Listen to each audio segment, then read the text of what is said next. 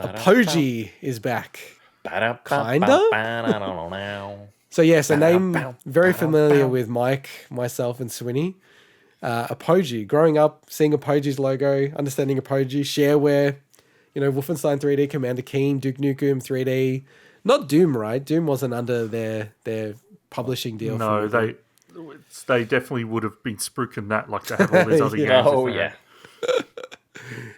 So like growing up, it was totally different, eh? Like you had this whole concept of shareware. It was almost like a demo, really. Like they'd give away the first level or first world, depending on how generous they were. Some far more generous than others. Felt like I never really needed to buy the game because of it. And they had like this crazy run of games in the early 90s that they published. It's wild. You look at their games and like the hit rate of them, whatever, if you could say that, they're like, man, they and now, to be clear, like they were publishing a lot of these, they essentially wouldn't say gave them their starts, but they're they're very responsible for the legacies of id Software and Remedy, 3D Realms. Well, we'll get into that in a second, but just games like even like Rise of Triad, Terminal Velocity, like these are just games that you just, even if you didn't have them and you go around to your mate's place and like, oh man, you knew about them. Terminal Velocity, that game looks awesome. It makes me sick playing it, but imagine it in VR. Oh my god. Yeah, there is something about it because like, is it technically 3D Realms that was kind of like, and then Apogee, was kind of the name of the publisher? So basically, the Apogee became 3D Realms in '96. Oh, really? Is that the way it was? Yeah, it's my understanding as well. Yeah. So, so basically, that the 3D Realms itself, that's a whole different story. They've been through a lot of crap in the last couple of decades, a lot of lawsuits and stuff. But the old Apogee, the original one, and I don't know everything about the history. OG Apogee. So we're just going to hit some of like the top level stuff. But yeah, in '96 they became 3D Realms, but the Apogee name was actually sold off by 3D Realms back in 2008, and that version of Apogee is what kind of exists today. But what they've actually done this week is they're essentially relaunching the brand. So since 2008, they have published some games. They originally were going to make a trilogy of Duke Nukem games. They only brought one of them out back in 2011. They published things like the Rise of the Triad remake in 2013 and few other games here and there. But with this week's announcement, what they've done is they've brought the original founder of Apogee, Scott Miller, back into the fold to help with this new publishing efforts. And essentially they've relaunched as Apogee Entertainment with a new focus on indie publishing. So this is, we talked about it offline.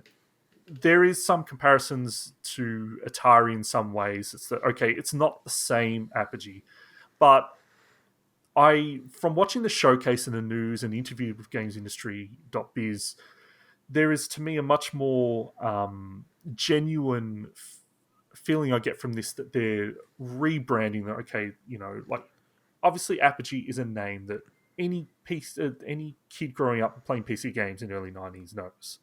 Mm-hmm. And why not use that? Why not try to get the most out of this, But as part of that relaunch, so they had a showcase hosted by Jon St John, the voice of Duke Nukem, and it was actually pretty cool. Duke Nukem.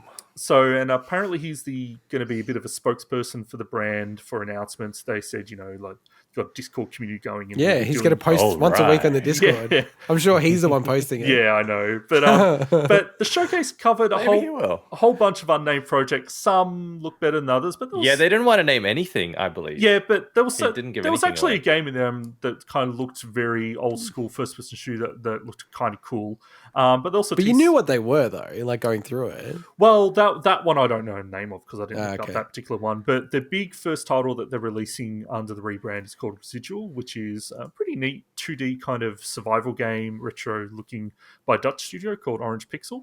So I'm optimistic that there is a genuine feeling here that they want to relaunch this brand. This isn't just a shell company situation where they're just slapping. They actually want to make Apogee something again. So that's what it feels like to me as well. Yeah, and I hope they rebring some of the old games out, and more. I think they're not obscure. Like I remember Biomenace and Alien Carnage, very fondly from the early 90s when I would play them on PC, and especially Alien Carnage. That was such a sick game, and it looked so cool back in the day. And I'd love to, at the very least, just have a HD remake for Switch or something. Oh my god, I'd love to play something like that again. They teased it in the showcase, but I'd love a nice remaster remake of Raptor for the Switch as well. I love that game. There is not on the Switch, but there's a version. It's not a HD remake or anything, but there is a version of Raptor that came out recently on Steam. So at the very least, that's playable. And I got to say, Swinny, because I was very cynical about this when I saw it in the first place, because I did feel like it was just going to be, okay, great, we've got this name that's got some, power behind it, and then we're just going to, dust it off and try to make money and build hotels or something.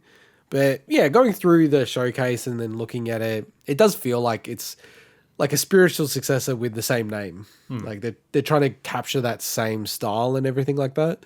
And just going on the hit rate, like I just went through all the Apogee games that came out, like from Wolfenstein 3D, and it's insane. Like, just quickly, I'm not going to go on about all of them, but just like, Wolf 3D, Monster Bash, Alien Carnage, Duke Nukem 2, Raptor, Hocus Pocus, Wacky Wheels, Rise of the Triad. Wacky Wheels. I know. That was so cool. I love that game. There's a certain listener listening to the show that is very familiar with Wacky Wheels. Terminal Velocity, Duke Nukem 3D, Death Rally, Shadow Warrior, Balls of Steel, Max Payne. It's just, that was insane. Like Once they get into 3D honestly realms. Didn't even skip that many games. Like, it's crazy. It was like that early 90s period. It just felt like every game I was playing was from Apogee. Yeah, it's quite wild. Death actually. Rally was Remedy, it's crazy where this stuff came from. But yeah, I'm kind of, I'm cautiously optimistic, but it's going to be cool to see where this goes, and hopefully they stick around, and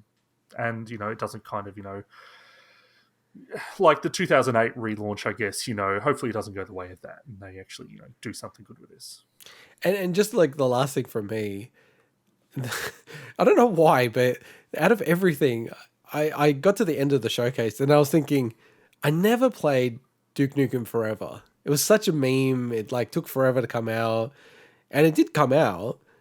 I'm almost like keen to play that game now. Yeah, I didn't finish it, so that probably goes to show you my thoughts on it. But the first level's cool. Yeah, but that's kind of where I'm coming from. I'm not sure. Like, can you get it on Steam? I don't know. Because if it's kind of one of those games that's like $5-10, I'd just pick it up because I feel like it's a $5-10 worth experience. Would you agree with that? Oh yeah, and also as a curious look into one of the strangest, games in history in terms of development. But it's also got a neat pinball game in it, so it's probably worth it just for that pinball game. Because I is it crazy what I'm about to say? Because that game came out almost 10 years ago. Is it time for another Duke game? Duke's so tough. Duke's so tough to do in the modern age.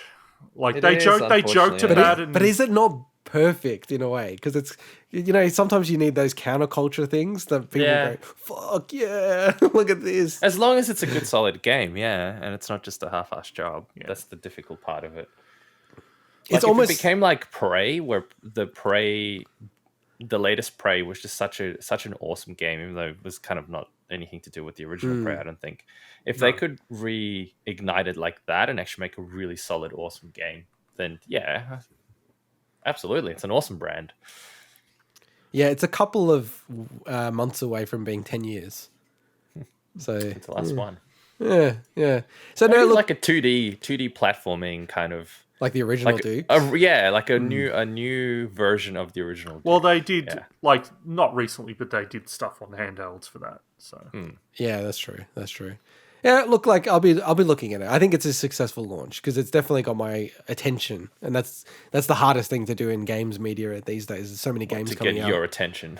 Just in general, Specifically. No, just in general. It's very hard to get people's attention because there's so many games, like dozens of games coming out every day. So it's hard to get people's eyeballs on it. All right, let's go into my favorite segment of the week, the bug.